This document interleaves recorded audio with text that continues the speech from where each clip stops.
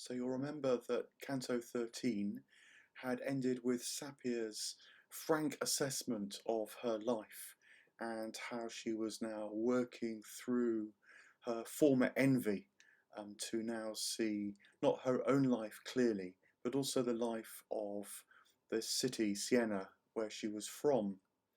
And Canto 14 picks up that sense that we're now thinking more about city-states, whole countries. It amplifies and takes on an almost civilizational aspect.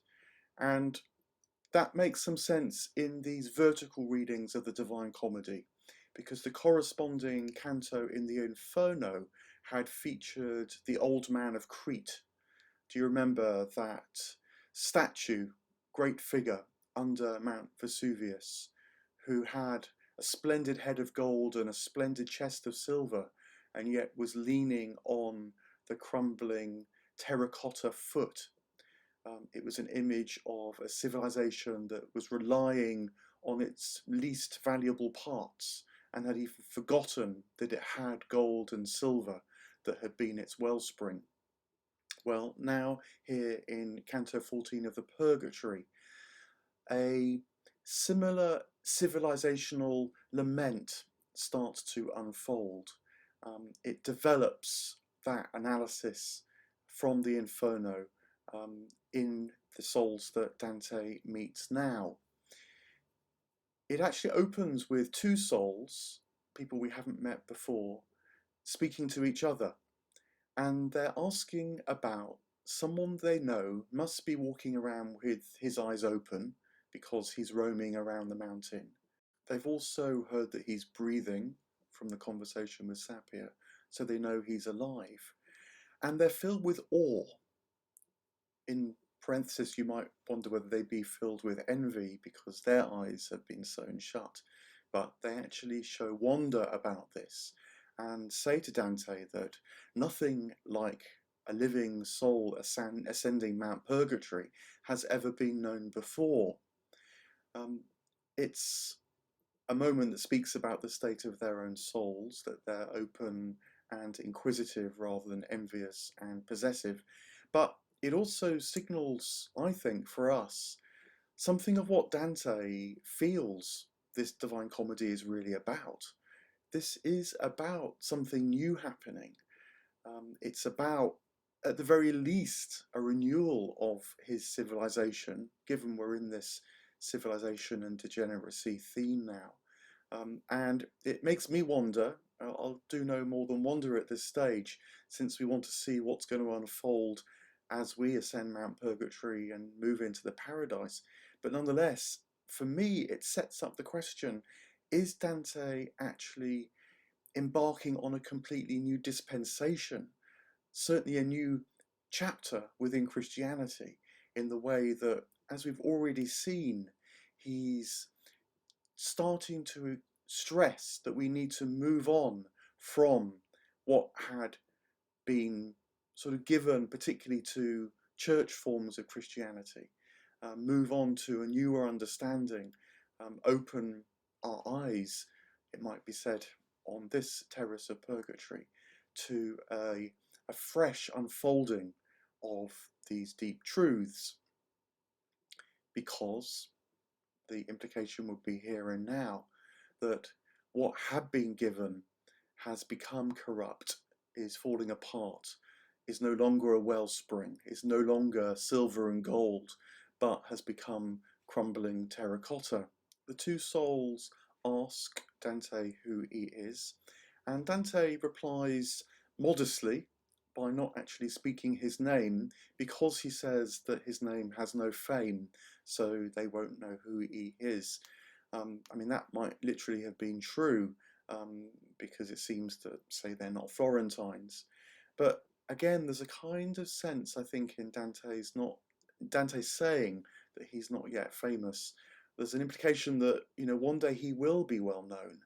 And I wonder whether that's partly because he is beginning to sense the profundity of this journey. You know, maybe this is not just about the purification of his own soul, him starting to deal, for example, with his own pride, as we'd seen in Canto 13, but that something much bigger is going to be revealed to him if he can be ready to receive it, if his poetry is up to it, if he can become a channel for new divine glory. That, to my mind, is hinted in this moment as well. But he does tell them where he's from, but again, without revealing the name of the Arno. He describes the source of the Arno, and they pick that up. There's a lot of withholding of names. It's sort of, I think, for Dante the poet, is a way of saying, look, really pay attention to what's going on here. Don't just, as it were, reel it off like an old liturgy. Ask yourself, what is really at stake in what you're about to hear. And the implication that Dante is from the banks of the Arno launches the first soul who spoke to Dante, the first of these two who were conversing, into a long, long litany of how various cities and inhabitants, the very passage of the Arno has become a roll call of degeneracy, of corruption, of fraud. I think it might have read to Dante's original readers a bit like, say, a review of the year on the news might hear to us now. We just hear one war after another, one tale of exploitation after another, one account of failed politics after another, one expression of narcissism, of greed, of envy after another. So it creates a tale of sorrow. It's also worth noting the kinds of suggestions that begin to get made about how this awful situation might have come about. The soul doesn't just name names, but also begins to describe, insofar as he can see and tell, what has gone wrong. He says that these cities have become places where virtue is loathed. People see virtue and run in the opposite direction towards vice. He says, was it a curse on these places, or was it just human corruption? He's wondered whether the very life of these cities has become perverted, has become demonic. They, couldn't even save themselves if they wanted to, if they realized that they had become corrupt. He says, was it as if their human nature had become transformed, much like Circe could transform Ulysses' sailors into pigs? He moves along the river in his mind's eye, and of course that means that it's falling, and uses that as an analogy to ask, how further can the inhabitants of these city-states, how far can they fall? It seems almost incomprehensible that things can fall so far. He then has a moment of inspiration. It's an interesting moment, of course, these prophecies. You get a bit of a hint that what has happened here now is that even as he sees the degeneracy before him, he gets a glimpse of the divine mind. He's in line, you might say, with God's sight, even in his lament. And what he sees is another horror, because he turns to the second soul that he had been conversing. Remember, the names haven't been revealed yet. And says, I see your grandson, and he is now like a wolf moving across the countryside, murderously slaying people and losing his honor. Just sort of mindless, needless, unmotivated even killings, like a wolf gone astray.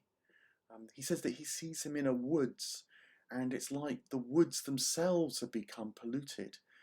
He said that it's a wood that's now going to take 1,000 years to degenerate, a kind of ecological reference that speaks even more powerfully to us now. The soul pauses in his great lament, and Dante says that he now was desperate to know their names, and he begs them to tell him. The one who's been speaking says, well, you wouldn't tell us your name, but look, in a spirit of generosity, not envy, I'll tell you who we are. It turns out that the one who's been speaking is called Guido del Duca, and he is a Ghibelline, and the soul that he's huddled up against here on the second terrace of Purgatory is Rinieri de Calboli, and he is a Guelph. So a Ghibelline and a Guelph supporting each other, sharing this sorrow now would have spoken, of course, very powerfully to Dante. Enemies are now united in their vision of what they see. And Guido then says something about why he is here on the terrace of the envious. And much like Sapir, actually, he had degenerated himself so much that he loved to see the suffering of others. He said that he loved to accumulate at other people's expense. So he's sort of adding accumulation to the list of corruptions and degeneracies that in his own life he got caught up in. And he also remarks to humanity in general, the vision now of how this is a lament for all humankind, not just Italy and its civil wars. He adds, why, O humanity, do you pursue ways which are so clearly unsustainable? Why do you not go for those things in life which can be shared? That the more that they're enjoyed in life, the greater they come, the more they grow. Instead, you go for the methods of extraction, the things that are going to run out, the things that if you consume are going to leave others in poverty. This sets up a whole set of questions really about what this all means, and Dante the poet doesn't fully understand at this point what is really being spoken about. It carries resonances for him, it carries obvious resonances for us. They're going to pick up these themes in subsequent cantos. But in this moment, Guido then launches into a different kind of lament, a shorter one, again a sort of roll call of names, but these are lists of their ancestors who were noble, who were virtuous, who were, you might say, tapped into the civilization's wellsprings, and so lived good and glorious lives. They were the exemplars of the life of virtue, which is now so self-evidently being lost. So it serves as a contrast because these people knew what to live for, how to orientate their lives, both personally and socially. It comes to an end, the canto, with Dante and Virgil moving on. Dante says that he knew that these two souls, Rinieri and Guido, will have heard them moving on. He also trusts that if Virgil and Dante were moving in the wrong direction, they would have called out to tell them how they must continue to make the next ascent of the next stage of the ascent on the mountain. So it ends with an expression of trust between Virgil and Dante and Rinieri and Guido. This is Mount Purgatory, where people are learning from their mistakes. And as they move away, Dante is momentarily filled with fear again, and because two voices screech through the air like a crack of thunder. You remember that spirits had flown past them at the beginning of their emergence onto the terrace of the envious, and these are kind of counterpart spirits, this time as warnings, as expressions of really terrible envy, as opposed to excessive generosity, which they'd heard before.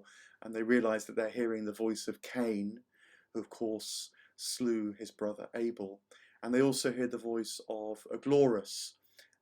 She is a mythological figure who became very envious of her sister, who was admired by a god, and the god turned her into stone as a result. Her life froze, became stony and still because of her envy, you might say. And the canto finishes with Virgil offering sort of his sense of things, you might say. Interestingly, he does so in a voice that sounds quite like a psalm.